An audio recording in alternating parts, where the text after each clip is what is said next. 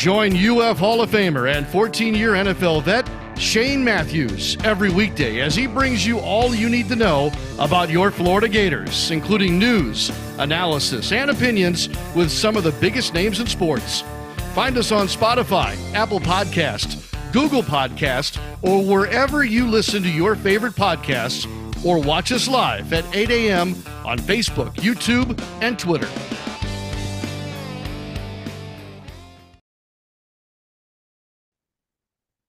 Good morning. It's a live edition of PodUp with Matthews in the morning from the Crime Prevention Security System Studios, large enough to serve you, small enough to care. It's Tuesday. We'll have good old Buddy Martin from the Buddy Martin Show. We'll have Matt Murschel, works for the Orlando Sentinel. He's a college, national college football writer, also covers the UCF Knights. Talk a little Big 12, and the Knights roll into the swamp. Week 3, maybe, or week 4? Can't remember. Let's go to the Titan MR hotline, courtesy of Comfort Temp, and we're joined by Buddy Martin. You can listen to Buddy Monday through Thursday nights, 9 p.m. Eastern Standard Time, talking Gators on the Buddy Martin Show.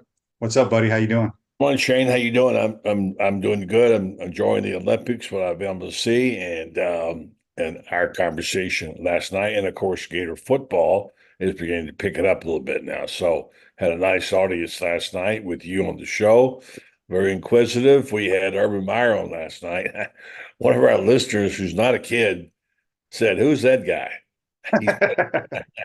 How soon we forget? Yes, no doubt about it. Buddy, I don't know if you saw this before we jump into Gator talk. I saw this morning on Twitter, and I took a shot of it. Let me pull it up. Buddy, you know who Pitbull is? Yeah, singer. He's a singer, worldwide. Yeah, he played. I don't know what you consider his music. I have no idea what it's called. But I guess I don't know where he's from, but I think he lives down in the Miami area. Yeah. So Florida International University, FIU, is holding a news conference today. They are partnering with Pitbull. So I don't know what that means. I don't know if Pitbull's a big NIL sponsor now for the Panthers of FIU or what, but he's pretty big internationally. He's pretty well known internationally, even more so. He was on or that reality show, and he didn't win, but he had a great career. And I've heard his music, and it's not bad what I've heard, but I'm no expert on Pitbull. The ones I know have fur on him. Yeah, Reggie says Pitbull's from Cuba, but you say he's internationally known. Well, he is, so it only makes sense. Florida International University. Yeah, perfect. I think it's smart by far, FIU, if you ask me. Anything you can do to get the cash or get the recognition these days, it seems like. Yeah, for sure. All right, buddy. We're about 26, 25 days away from Miami, I think. 5th today, so 30, 31, right? 30th, 31. Yeah. Today's the 6th, so we're 25 days away. 25 days, yeah. Yeah, I'm ready for it. And by the way, I have a really interesting perspective this morning after talking to Coach Meyer and looking at some of the things online about teams that have a chance to win national championships. We're always talking about how it used to be around here, and we all say, well, boy, for the good old days and so on. And you kind of think this will never happen again. What you and Coach Spurrier in that era did and what Urban did with his 2 national championships, and now they expanded the SEC. You think, well, those days are never going to happen. Urban doesn't agree with that. He thinks there's still a good chance that it could come back at Florida. And also, said there are 8, I think he said 8 or 9 schools you could go to that have a chance to win the national championship pretty soon. And he mentioned Florida as one of those. And I also have a list here later I'll show you or tell you about. CBS did the same thing. And they're ranked like 14 schools, and there again is Florida. So somebody believes in them, Shane. Yeah,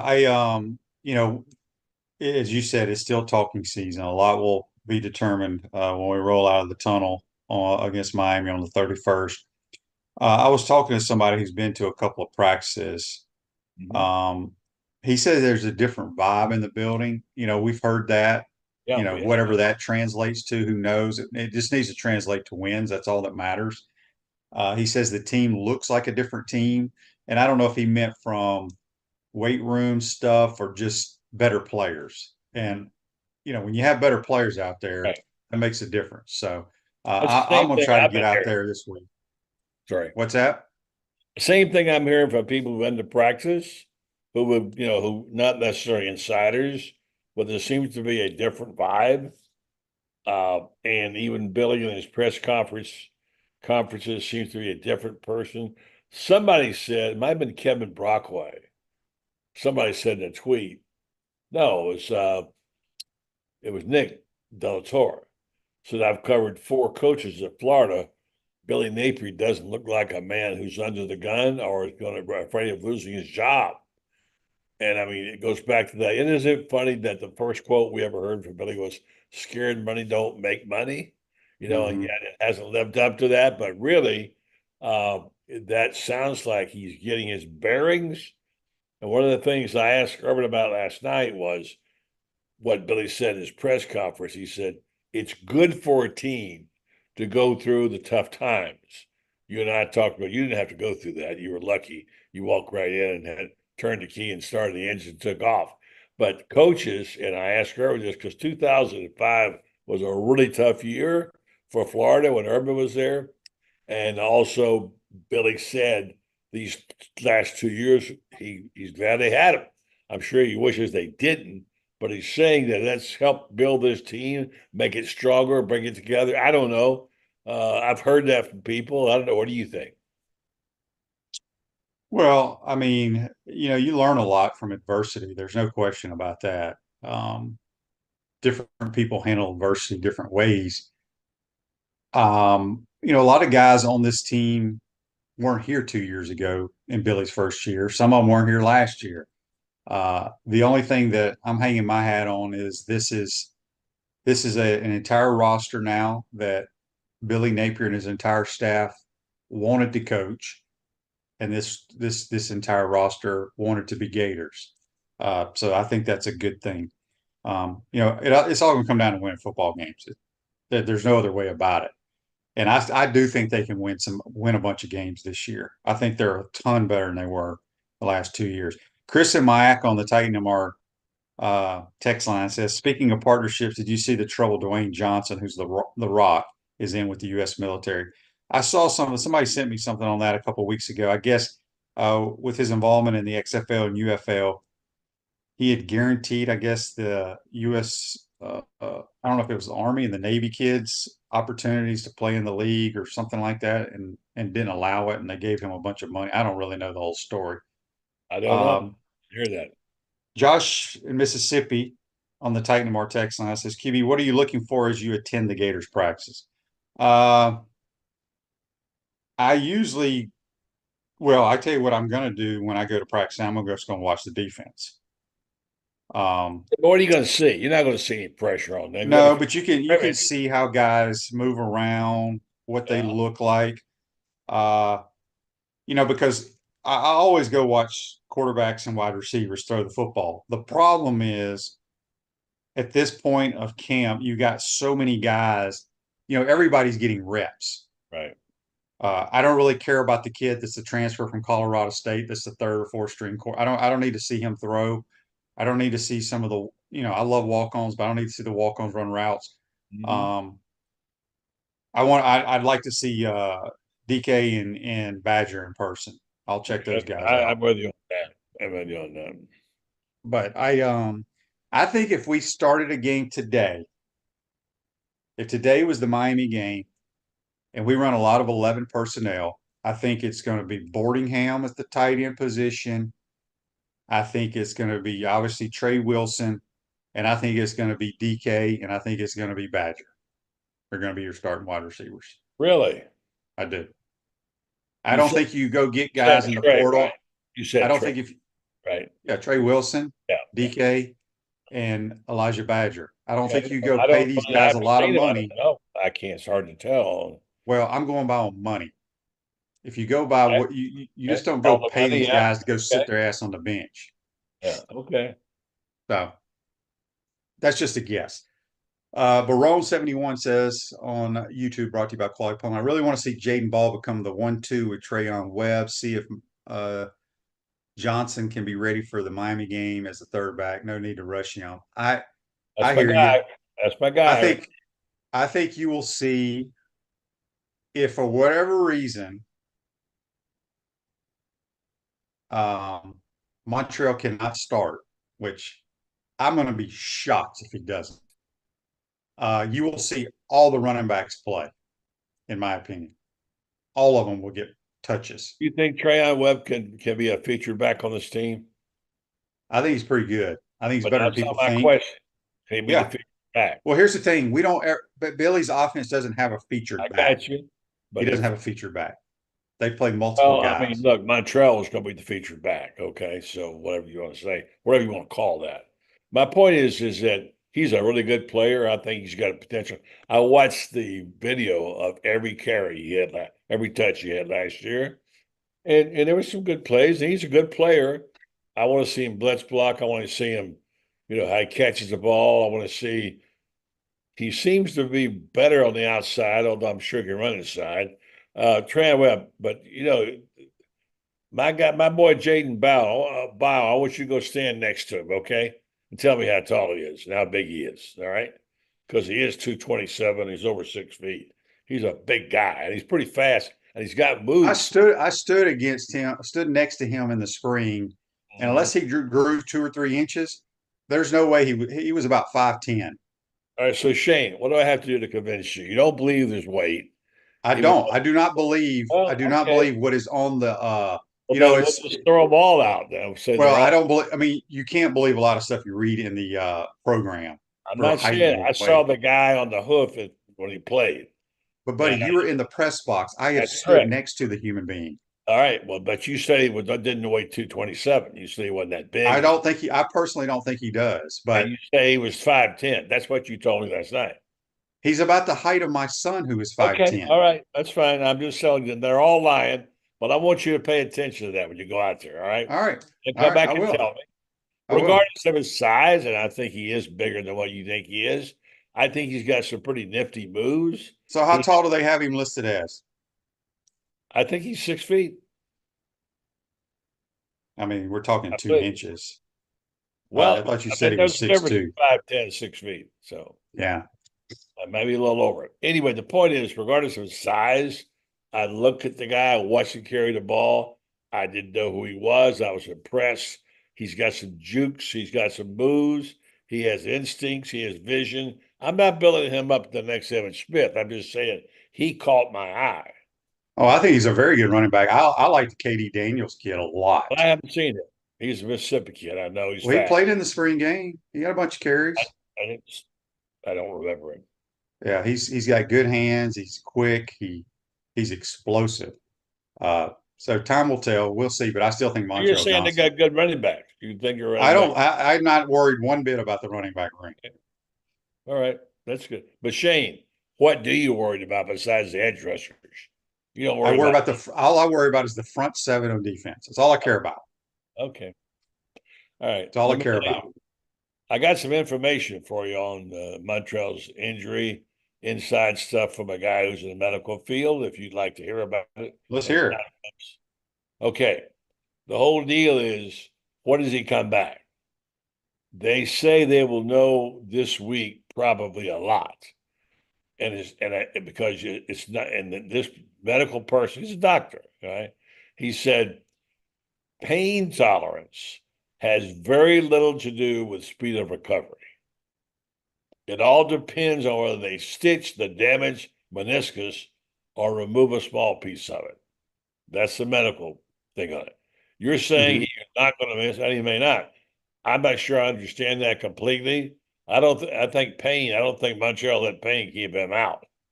I think it should. It's not that matter whether he can, but a damaged meniscus is something I know a little about. You knew too.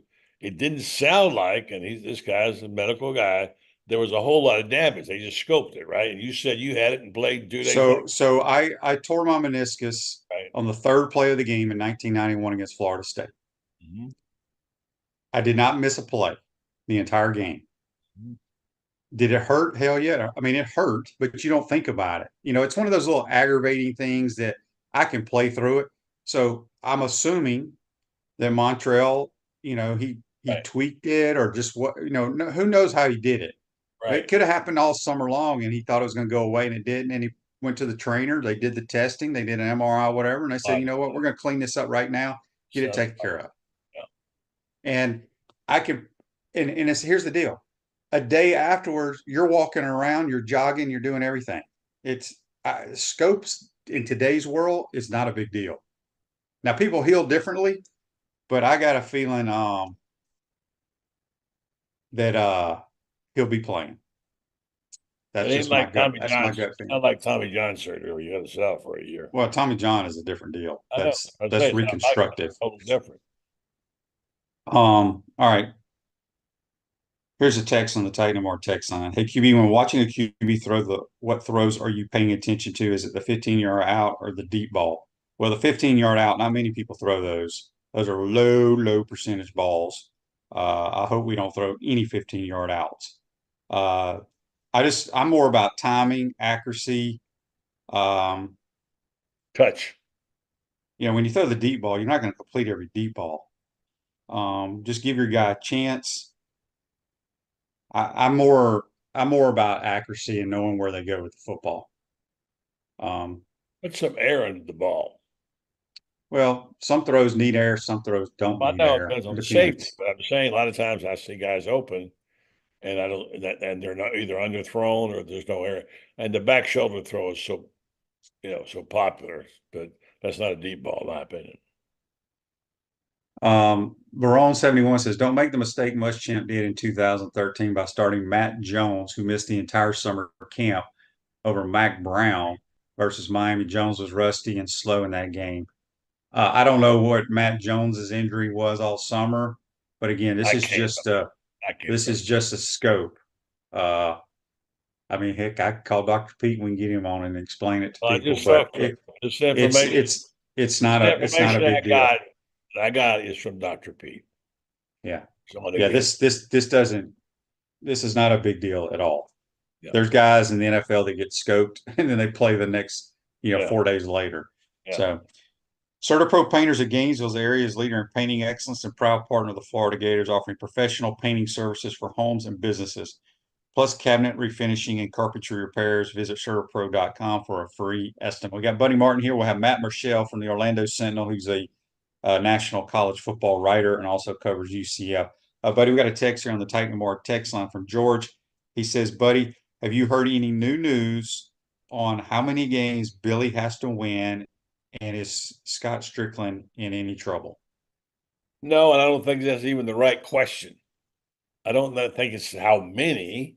It's if does you win 2 or 8. Yeah, that's different.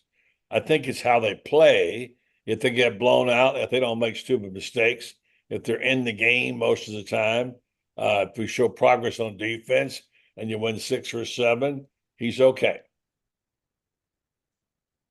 Yeah, I don't see him being fired. I just don't see it happen. I don't think we can afford it either. Zach on YouTube, brought to you by Quality Plum, says, Shane, why are the Canes favored? The Swamp is going to be electric. I'm still surprised they're favored. I do not know why. I know Miami, I think in the coaches poll that came out yesterday, is like 19th in America. I don't see that either. Their schedule is not very difficult. They have basically their most difficult games are Florida, Florida State, and maybe one.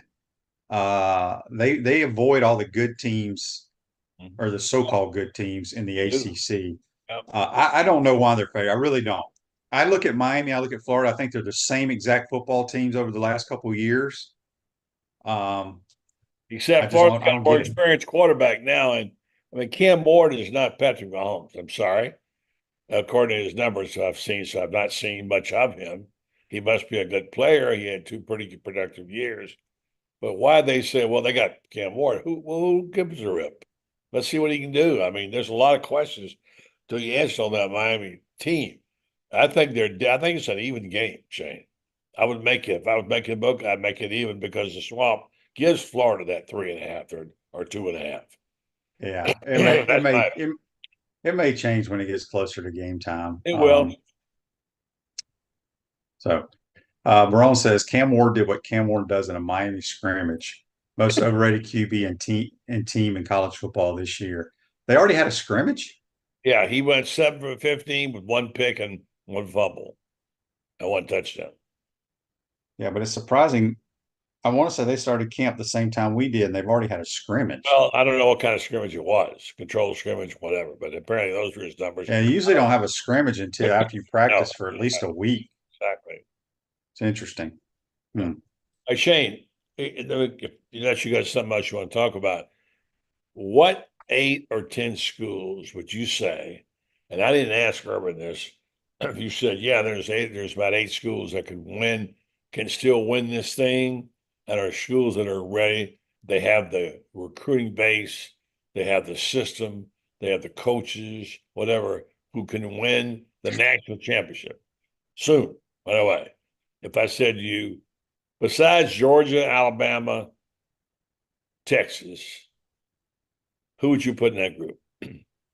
Ohio State, Michigan, Oregon,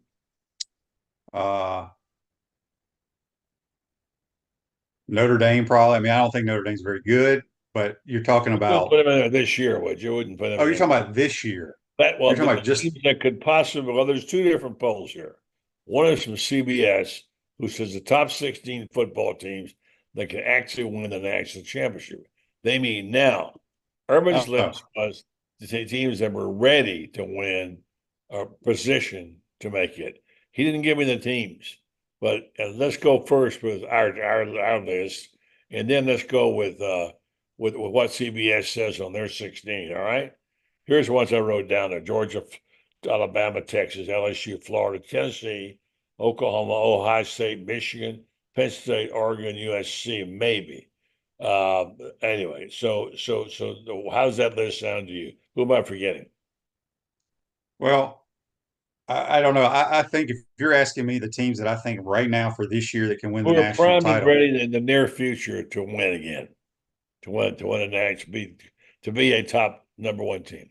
Well, I would put several SEC schools in there just because of the conference they play in, the athletes and the facilities and everything else.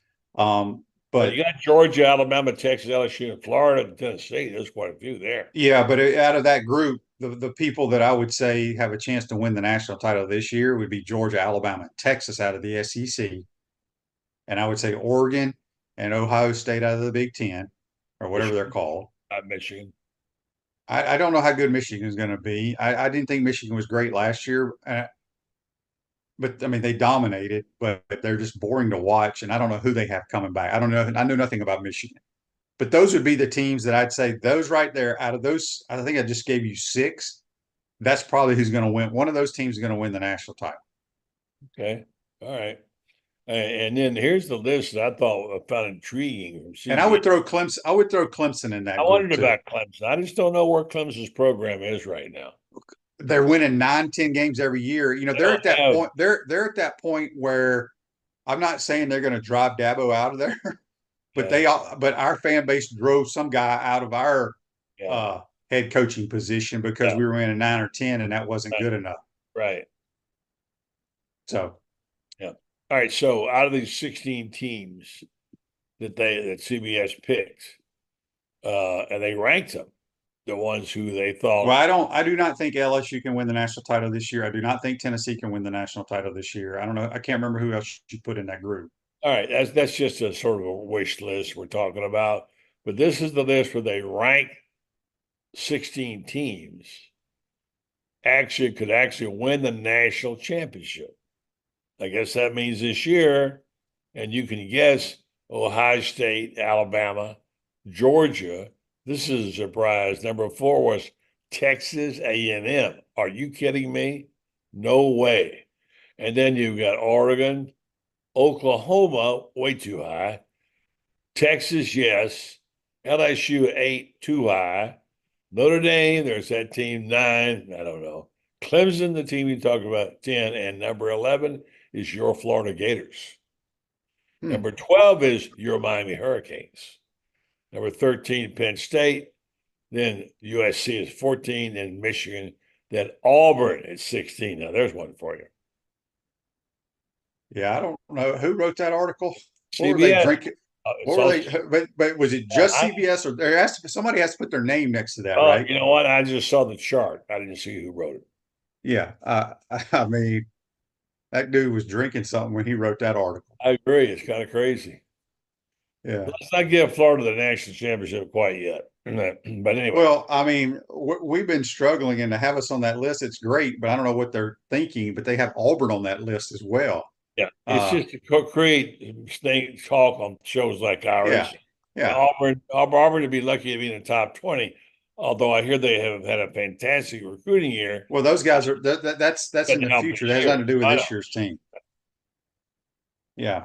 I'm sure Auburn's paying their players a lot. Oh, trust me. They think Always. about the player. Think about the players Hugh Freeze got at Ole Miss when you weren't supposed to be paying players, even though they were paying them.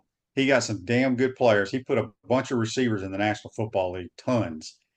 Hey, you And know what's funny? You just mentioned Ole Miss is not on any of these lists. no, That surprises me. I think they're going to have a good year, but I don't think they're going to be in the mix. I really don't. They'll I mean, win. they'll probably make the playoffs. They'll It win. depends. Their first 5 or 6 games, we could roll out there with me, you, and 9 other guys, buddy, and probably win those games.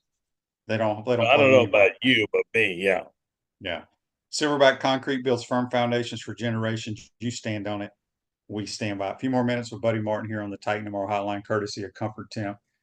Barone says TAMU not all that good, and Notre Dame and overrated. And Indy blows out TAMU. That's right, they play this year. Maybe they are legit, but I doubt it. I see that game being low scoring, close game. I don't know where that Notre Dame A&M game is. I don't know if it's in College Station or South Bend, but I think that's week 2 this year. I just had something I was going to ask you, buddy, and I totally forgot. Who you got on your program tonight, buddy? I've got David Whitley. The long lost Kyle Curtis is finally back. My man Rob Brown from SEC Sidelines. And who else knows who might show up for Shane? By the way, a good question would be for your people, just off the top you said, who are the 18 teams in the Big Ten? It's hard to remember, you know. I wonder if I can name them. Do you have the list right there? I do. All right, let me hang on. Let me see if I can name them. All right. You got Ohio State, Michigan, Michigan State, Penn State, Rutgers, Minnesota, Iowa, Northwestern, Oregon, USC, UCLA. How many is that? I don't know. I'm not counting, but you didn't mention. Oh, damn, buddy. Why are we doing Well, I mean, I just thinking that I had a list here. I can't keep up with that fast. Oh, you didn't mention Nebraska. Okay. I left Nebraska off. You're right, Nebraska. Iowa, did you mention? I did mention Iowa. All right. Minnesota. So. All right. Now here are the ones that did you mention Penn State? I did. All right. Oregon. I mentioned them. Purdue, you didn't mention. I forgot about Purdue. I would have gotten them though. Yeah. You're pretty close. Now who else? Well, they got 18. They had their normal. Wisconsin. You forgot Wisconsin, okay? Well, if I would have sat here and thought about it, I would have got the normal Big Ten. I know, but you did. Let me ask you this: who else do they add from the Pac-12 between UCLA, USC, USC, Washington, UCLA? Speaking of Washington, here's what I don't understand. I saw some poll where Arizona's ranked in the top 25. Yes or no? Did you see that poll? I think it's in the coaches poll. You know, it seems like I did. I can't remember. Okay. So Jed Fish is now the head coach at Washington. Washington play for the national title last year. Washington only has like 4 players on their entire roster back. Well, Arizona lost almost their entire roster. How they're still ranked in the top 25 makes no sense to me. That's why sometimes these polls are just ridiculous. Shane, we should start doing our own poll every week. Well, that means I'd have to actually write down and think about it, and I don't want to do that, buddy. I don't want to do that. I would disturb your TV watching. I know you can't. Well, I don't watch a whole lot of TV. Hey, buddy, we got to get to Matt Murschel, talk a little Big 12 and UCF. Have a good day, and we'll talk to you next week, my man. All right, Shane, thanks. That's Buddy Martin. Join us on the Titan Tomorrow Hotline. Take a quick time out. We'll talk a little Big 12 national stuff with Matt Murschel. You're watching and listening to PodUp with Matthews in the Morning. We want to take this moment to thank our sponsors who keep the show going and pay the bills. Our premium sponsors are Crime Prevention Security Systems, Titan MRI, Meldon Law, Peachland Dental, QC Kinetics, Campus USA Credit Union, Dave & Buster's. Gridiron sponsors, CertaPro Painters, Comfort Temp, UF Bookstores, Quality Plumbing, Silverback Concrete, Ruse Ogra State Farm, Tropical Smoothie Cafe, F45. Our touchdown sponsors, Gator Dominoes, Celebrate Primary Care, Gator Bait Media, Aikido America, Style Cuts, Ironwood Golf Course, Big Mills Cheesesteaks, McDonald's of Gainesville, 84 Lumber, Dowling Signs, Baker's Sporting Goods, MG&A Wealth, Nest and Wild. If you're interested in promoting your business on the show, call Freddie at 352-284-3733. If you like what we're doing here, make sure to follow us and support the businesses that support us.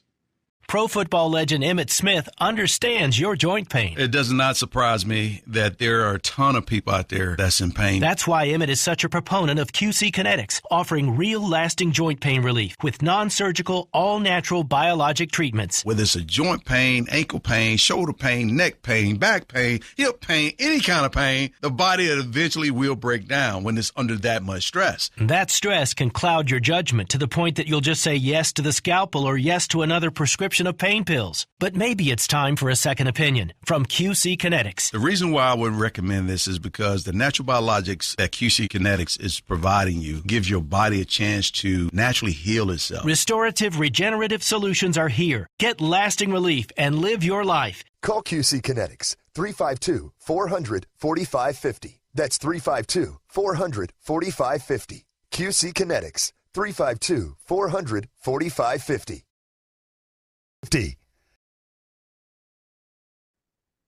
Welcome back to the Crime Prevention Security System Studios, large enough to serve you, small enough to care. Ruse Ogre State Farm Office is a team of dedicated insurance professionals ready to help life go right with the right insurance options for you and your family. Visit ogreinsurance.com. Give them a call at 352-240-1779. We're going to go back to the Titan MR hotline, courtesy of Comfort Temp. We're joined by our good friend Matt Murschel from the Orlando Sentinel, national college football writer, but also covers the Big 12 and the UCF Knights, which will be coming to the Swamp. How we doing, Matt? We're doing well. Football's in full swing now, and it's nice to actually get back on the field and talk football, and rather than talk about conference realignment, house settlements, all those things that have been going on over the offseason. Yeah, you're actually getting ready to go out to UCF's practice. Before we jump into the Knights a little bit, this is year 2, if I'm not mistaken, for them to be in the Big 12. And obviously the conference has changed dramatically in 1 year. I think your preseason pick was Utah, which is crazy. It's a long trip. OU and Texas are no longer there. But just how did year 1 go for UCF and just the logistics? I think for them, it went as well as they could be expected. I mean, I think a lot of people don't understand that, the 4 schools that came in, UCF, BYU, Houston, Cincinnati, they didn't get the full share of revenue that all these other schools have gotten, through this realignment stuff. So a lot of the things they had to do for the first year in the Big 12, they did on the American Athletic Conference kind of budget, where maybe they got, they tried to expand their athletic budget, to try to expand their travel budget. All those things were very challenging for them. I think on the field, you saw some good things and you saw some bad things. You saw where this team, again, had to make some adjustments from going from a group of 5 conference to a power conference. I think depth was a major concern for them.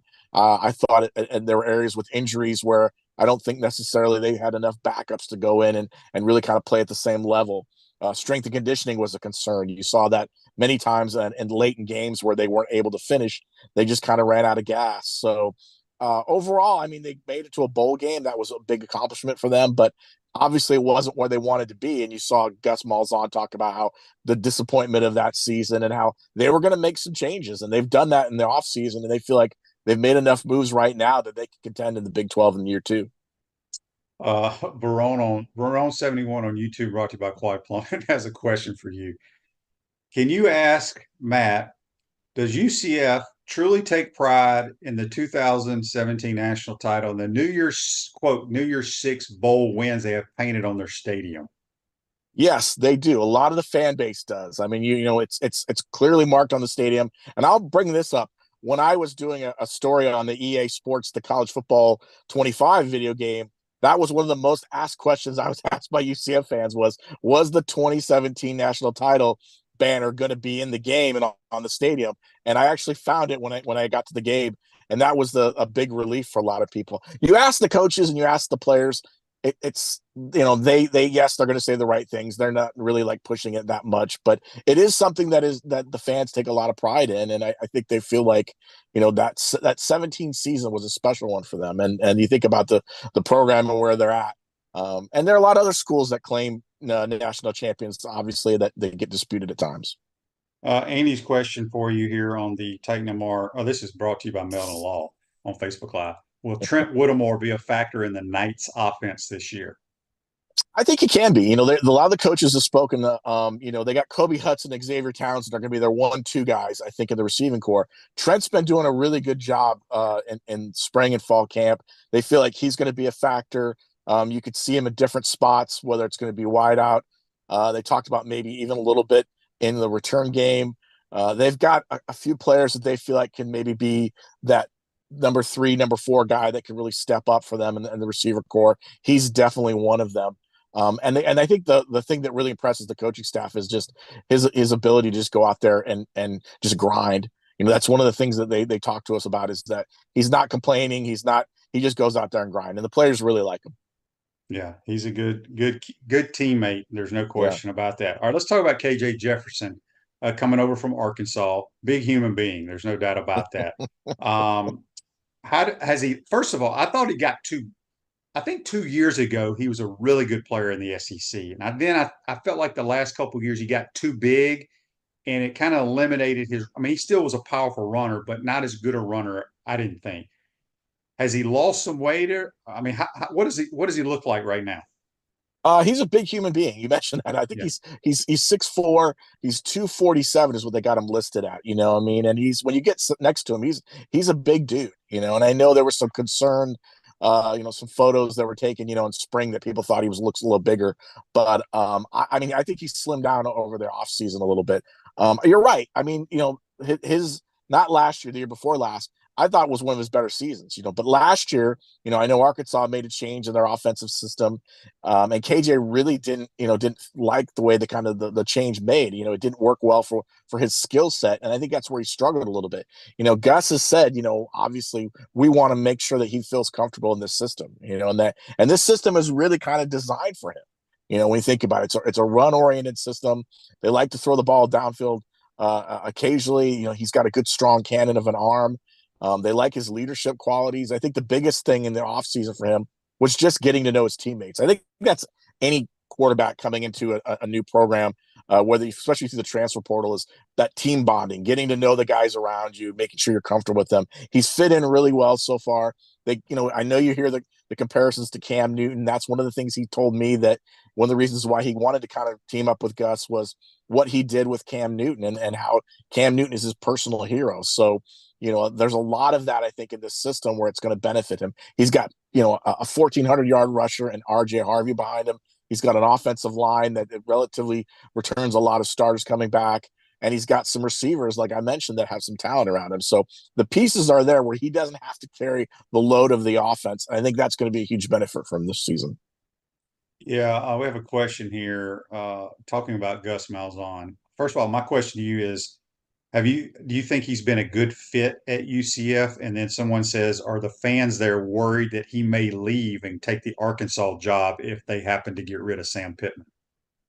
The first part of that question, I think he has been a good fit here, you know, especially making the transition to the Big 12. I think you needed a coach who understands what it takes to win at a Power 5 level. And, you know, that involves, you know, obviously recruiting, you know, at a Power 5 level, going out and getting guys from other Power 5 schools. I think it's also helped the idea when it comes to kind of his presentation and when he's out in public talking to, you know, donors and to people with the NIL collective. You know, he understands exactly these are the resources we need if we're going to try to win at this level. So I think he's worked out pretty, you know, in that regard, pretty well. What was the second part of the question? Was the release from Arkansas? If the Arkansas job, Yeah. if it comes open. I know he's from Arkansas. I know Arkansas has kind of been his dream job. I don't necessarily think it's a given that he would leave here. I mean, I think there were probably some opportunities maybe last year where, there was a lot of scuttle that maybe he would be the favorite if Sam Pittman got released or fired. But I think it would take a lot to convince him to leave. I think he likes this place.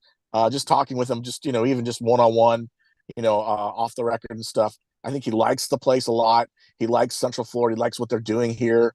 His family, they just bought a new house, a little smaller house for him and his wife. He feels like everything's kind of worked out well. And so I don't necessarily believe that it's a given that he'd take the Arkansas job. I think if he would have, it probably would have been last season if they would have made a move with Pittman.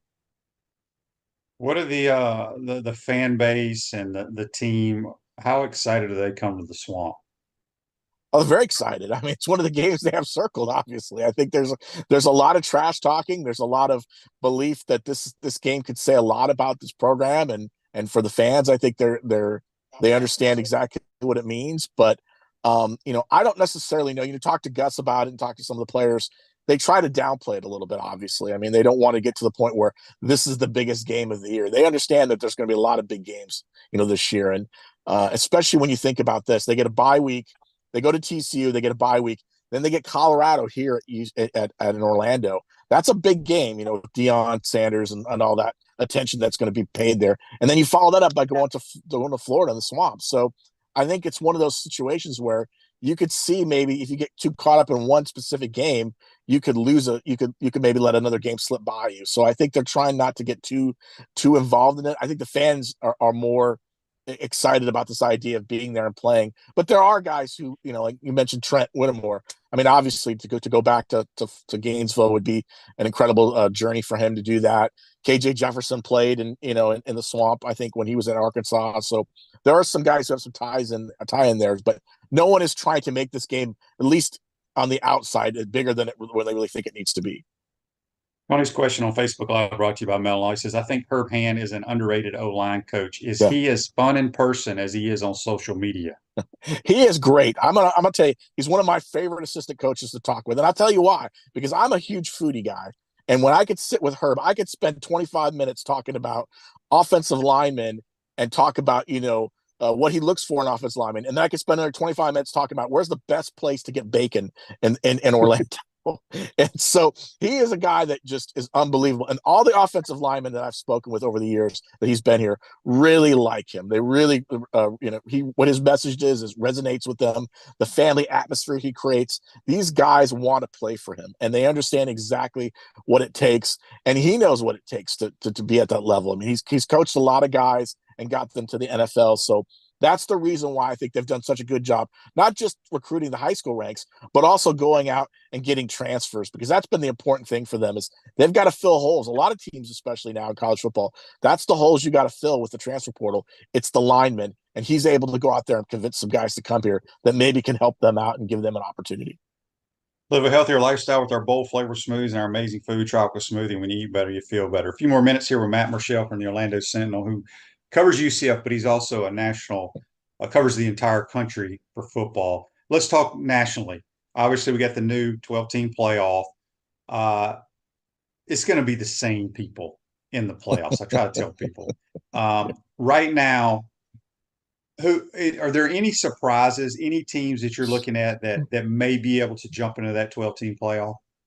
Well, I mean, I think for me, I'm looking at where some of these teams, like Notre Dame is one. I know Notre Dame's been in the playoff a couple of years, but I want to see where Notre Dame falls. I mean, let's not forget Notre Dame can't be in the top four because of the way the wording works for the playoffs. So I want to see where Notre Dame falls in that mix. Marcus Freeman's got a pretty good group of guys coming back. Riley Leonard, the former Duke quarterback, is there. They're going to have an opportunity to make a push. I'm looking at maybe that group of five school that gets in there. Is it going to be a Liberty? Is it going to be a Boise State? Could it be a Memphis? Maybe someone coming from the American, where that kind of lands them. Does the selection committee, are the group of five schools always going to wind up at the bottom of that top 12 ranking? Is it going to be 11, 12, whatever spot like that? Or can someone sneak up there, maybe get to a higher spot and host a playoff game? Let's not forget, first round playoff games are going to be hosted by the higher seeded teams. So there's opportunities for teams to, like a Liberty or something, to host a playoff game, depending on what's going on. And I also want to see where, how many teams we get to see from each of these conferences. We know the SEC is going to have a good number. They could have as many as, 4 or 5, maybe 6. Is the Big Ten going to get, 4 or 5?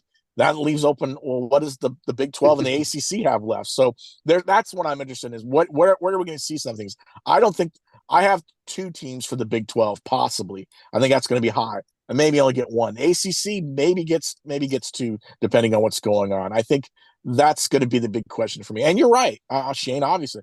You're going to see the Georgias, the Ohio States, the Michigans, the Alabamas. Those schools are always going to be there, it seems like. It's just, can someone come in and do what the NCAA tournament has done, which is have a Cinderella? Does someone pull an upset in a first-round game and maybe make a little bit of a run and surprise some people? I think that's where this playoff system could really be interesting.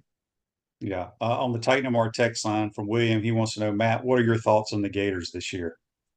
Yeah, I mean, I think the Gators could be better than they were last year. I think, again, having Graham Mertz come back, I think that's going to be an interesting aspect for Billy. He's got a guy who's got experience. It's not like he has to teach a guy. But I wonder for Graham, the pressure on him having to be able to perform right away, and knowing you've got a talented player like DJ Legway behind you, how if you struggle, if you're Graham Mertz and you throw 3 interceptions in the first half against Miami, are you worried to look over your shoulder and see DJ being put in that game? So I think, offensively, this team can be better. I think defense has to be better. That's the thing that surprised me over the last couple seasons about Florida, is that their defense hasn't been nearly as well as good as it should be. And I think that's going to be a issue for them. They've got to get better defensively. The schedule is brutal, but if they can pick up a couple wins here or there, especially opener against Miami and things like that, I think that spells some good things for Billy. And I think that buys them a little bit more breathing room going into later in the season. Andy's question on Facebook Live, brought to you by Mental Law. Who will take more snaps this year, Arch Manning or DJ Lagway? Ooh, that's a good question. Probably DJ Legway. I mean, I think Quinn Ewers has an opportunity to really be special. I think Texas is going to be a good team to watch this year. I think Quinn could get opportunities to play. I think Arch will come in. But I think if Florida struggles at any point, or if they lose a couple games early on, I think it wouldn't shock me that Billy would just go with DJ and throw him out there and give him an opportunity to play. I think fans would want to see that. They want to see the future of the program out there. They want to see their young quarterback get an opportunity to play. So I'm going to go with DJ on that front. Well, they're different. Arch and Quinn Ewers are the same guy. Yeah, essentially, I mean? Yeah. DJ and Graham are totally different. Tony wants to know, is Matt the second most popular Ball State grad behind Letterman? I'm not sure. I would like to believe that, but all I know is Ball State keeps asking me for money, so I must be doing something right, because they keep wanting to know, can I donate money to them? So I think there are a few other people out there that are probably a little bit more popular than me, but that's I appreciate that. I'm glad to hear the Ball State reference this morning. It's a good thing to hear. All right, we'll get you out of here after this. A couple questions here regarding UCF booking non-conference games with FSU and Miami, or maybe even Tennessee with Danny White. Have you heard anything like that? I know, talking to UCF AD Terry Mahaja, that they would love to get a series with Florida State. They'd love to do something in Miami. The way I've been told is that those teams don't want to schedule UCF. I think there's some concern there. I think obviously if you lose to a UCF team, you lose maybe in the bigger picture of things. And when it comes to recruiting, those are challenges and things like that. Terry's been open to say, we'll book anyone if we can get him. Same thing for Tennessee. I mean, they would love to get a series with Tennessee, get Danny White back here, get Josh Heupel back here. I'm just not sure if Tennessee is open to that idea. Plus, it would have to be something after 2030 right now. UCF has filled up their non-conference spots for the most part. They had to go out and get some teams from Group of Fives and FCS level. But yeah, I would love to see that. I mean, I think a Tennessee, a UCF game with bringing Heupel back here. Mackenzie Milton's a coach on the Tennessee team. He's got a lot of obviously history with UCF. It'd be great to see that. I'd love to see Florida State. I'd love to see, Mike Norvell and Gus Malzahn coach together, and Gus has a lot of high regard for Mike. So those would be a great opportunity for those programs to see it. I just think it's not going to happen until at least after the 2030 season. Yeah, it reminds me of why Ole Miss and Mississippi State don't play Southern Miss. Yeah. It's a Exactly. no-win situation. You're Exactly. supposed to beat them, but if you lose to them, all hell breaks loose.